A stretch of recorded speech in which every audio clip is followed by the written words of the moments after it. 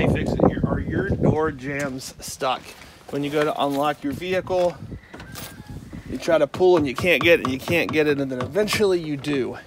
Obviously that wasn't stuck. That was a little bit of show business for you. But what I'm going to teach you is using some silicone lubricant.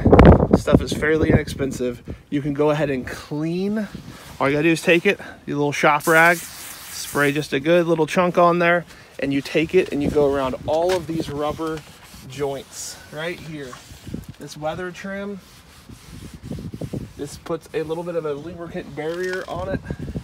And some vehicles, yeah, it gets really dirty afterwards. You can tell why that's stuck. And some vehicles like this Ridgeline actually have it on this side of the vehicle as well. Don't mind my dirty garage. Same concept. You're gonna just spray a little bit on a shop rag.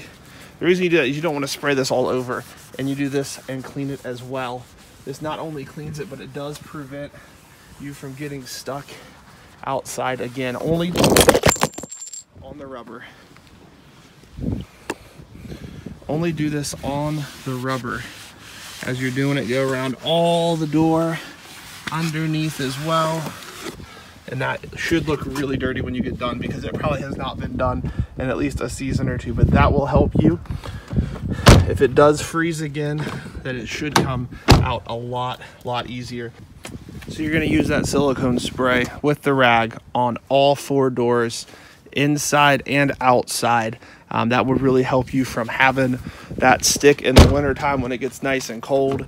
Even if you live in some of the southern states, it still can get cold. And if you've never treated this before, this is just a really easy solution. These are pretty cheap. You can get the small ones. You don't have to get the full size ones, because you're only using just a couple of sprays. Get a clean rag each and every time you go to the next door.